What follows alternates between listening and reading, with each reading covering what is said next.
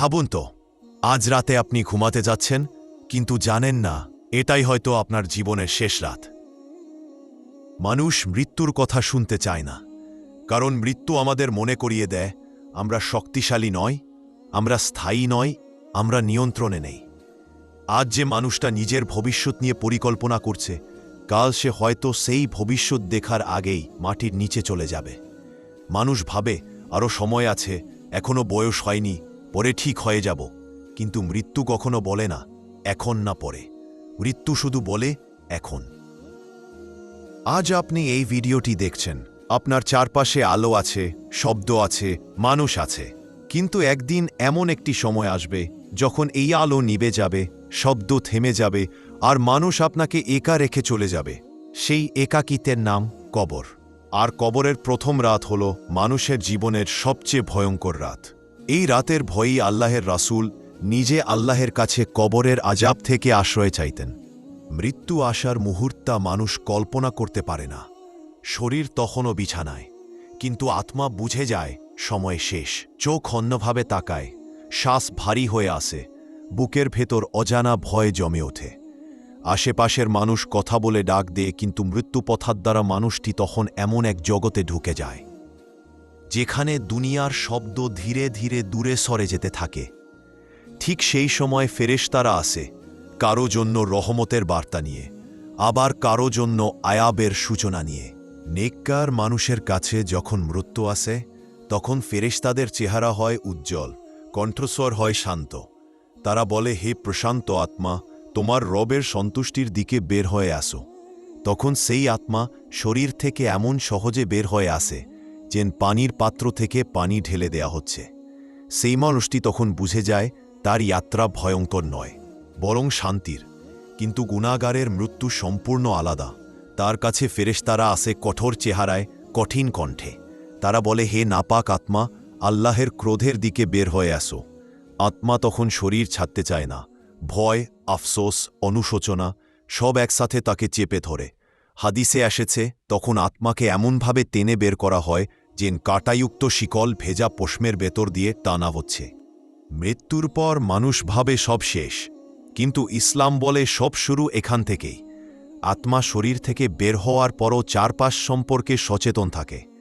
সে দেখে কে তাকে গোসল দিচ্ছে, কে কাফন পরাচ্ছে, কে জানাজা পড়ছে। সে মানুষের কথা শুনতে পায়, তাদের কান্না শুনতে পায়। কেউ বলে ভালো মানুষ ছিল, কেউ বলে আল্লাহ মাফ করুক। কিন্তু তখন এই কথাগুলোর কোনো মূল্য থাকে না, কারণ আমলের সময় শেষ হয়ে গেছে। এখন শুরু হয়েছে ফলাফলের সময়। যখন কবরের দিকে নিয়ে যাওয়া হয়, তখন আত্মা বুঝতে পারে এটাই শেষ যাত্রা। কবরের ভিতরে নামানো হয়, মাটি দেওয়া শুরু হয়। প্রথম মাটি ঢেলার শব্দ, সেটাই আখিরাতের জীবনের প্রথম শব্দ। একটার পর একটা মাটি পড়ে ধীরে ধীরে আলো বন্ধ হয়ে যায়। ওপরে যারা ছিল তারা একে একে চলে যেতে থাকে। মা চলে যায়, বাবা চলে যায়, স্ত্রী চলে যায়, সন্তান চলে যায়। পায়ের শব্দ ধীরে ধীরে দূরে মিলিয়ে যায়। এই মুহূর্তটাই মানুষের জীবনের সবচেয়ে নিঃসঙ্গ মুহূর্ত, কারণ তখন সে বুঝে যায় আমি একা। কবর শুধু একটি গর্ত নয়, কবর হলো আখিরাতের প্রথম ঘর। এই ঘর কারো জন্য জান্নাতের বাগান হয়ে যায়, আবার কারো জন্য জাহান্নামের গর্ত হয়ে যায়। কবরের অন্ধকার এমন অন্ধকার যা দুনিয়ার কোনো অন্ধকারের সাথে তুলনা করা যায় না। যদি নেক আমল না থাকে, তাহলে এই অন্ধকার সহ্য করা অসম্ভব হয়ে দাঁড়ায়। কবরের চাপ এত ভয়ঙ্কর যে হাদিসে এসেছে, যদি কেউ এই চাপ থেকে বাঁচতে পারত, তবে সাদ ইবনে মুআজরা বাঁচতেন, যিনি জান্নাতি সাহাবী ছিলেন। এই নিঃসঙ্গতার মাঝেই আসে কবরের সবচেয়ে কঠিন পরীক্ষা। দুই ভয়ঙ্কর ফেরেশতা, মুনকার ও নাকির। তাদের চেহারা দেখে মানুষের আত্মা কেঁপে ওঠে। তাদের কণ্ঠ বজ্রের মতো, দৃষ্টি ভেদ করে যায়। তারা কোনো সহানুভূতি দেখায় না, কোনো ছাড় দেয় না। তারা মানুষকে বসিয়ে প্রশ্ন করে, তোমার রব কে, তোমার দিন কি? এই মানুষটি মুহাম্মদ সাল্লাল্লাহু আলাইহি ওয়াসাল্লাম সম্পর্কে তুমি কি বলতে? এখানে কাজে আসে শুধু আমল। নেককার মানুষ আল্লাহর সাহায্যে উত্তর দিতে পারে। সে বলে, আমার রব আল্লাহ, আমার দিন ইসলাম, আর মুহাম্মদ সাল্লাল্লাহু আলাইহি ওয়াসাল্লাম আল্লাহর রাসূল। তখন তার কবর প্রশস্ত করে দেওয়া হয়, চোখ যতদূর যায় ততদূর পর্যন্ত। জান্নাতের দরজা খুলে দেওয়া হয়, সুগন্ধ ছড়িয়ে পড়ে। তার নেক আমল সুন্দর চেহারার সঙ্গী হয়ে আসে এবং বলে, আমি তোমার নামাজ, আমি তোমার কোরআন, আমি তোমার ভালো কাজ। হে আমার রব, কিয়ামত তাড়াতাড়ি কয়ম কর। কিন্তু গুনাহগারের অবস্থা সম্পূর্ণ বিপরীত। ভয় পেয়ে যায়, জিহ্বা শক্ত হয়ে যায়। সে বলে, হায়, আমি জানি না, আমি মানুষকে যা বলতে শুনেছি তাই বলতাম। এই কথাটাই তার ধ্বংসের শুরু। তখন তার কবর সংকুচিত হয়ে যায়, এমনভাবে যে হাড় একটার সাথে আরেকটা মিশে যায়। অন্ধকার নেমে আসে, শাস্তি শুরু হয়। ফেরেশতারা এমন আঘাত করে যে সে চিৎকার করে ওঠে, আর সেই চিৎকার মানুষ ছাড়া সব সৃষ্টি শুনতে পায়। কবরের আযাব একরকম নয়। কারো শাস্তি আগুন দিয়ে, কারো সাপ বিছা দিয়ে, কারো ফেরেশতার আঘাতে। হাদিসে এসেছে, অনেক মানুষ কবরের আযাবে পড়ে শুধু নামাজে অবহেলার কারণে, শুধু গিবতের কারণে, শুধু হারাম উপার্জনের কারণে, শুধু মানুষের অধিকার নষ্ট করার কারণে।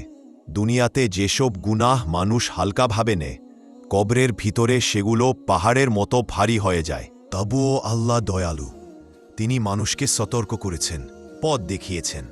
নামাজ কবরের ভিতরে আলো হয়ে আসে, কোরআন কবরের ভিতরে সঙ্গী হয়ে আসে, সূরা মুলক কবরের আযাব থেকে ঢাল হয়ে দাঁড়ায়, সদকা কবরের ভিতরে ছায়া দে, তওবা মানুষের জন্য মুক্তির দরজা খুলে দে। নবী সাল্লাল্লাহু আলাইহি ওয়াসাল্লাম নিজে নিয়মিত এই দোয়া পড়তেন, হে আল্লাহ, আমি কবরের আযাব থেকে তোমার কাছে আশ্রয় চাই। আজ আপনি এই ভিডিওটি শুনছেন, কিন্তু একদিন এই ভিডিও থাকবে না, একদিন মোবাইল থাকবে না, ইউটিউব থাকবে না, মানুষ থাকবে না। থাকবে শুধু আপনি, আপনার আমাল আর কবরে প্রথম রাত। সেই রাতের জন্য আনেই প্রস্তুত হন, কারণ কবরে প্রথম রাত এটাই প্রমাণ করে দেয় আমরা দুনিয়াতে কেমন মানুষ ছিলাম।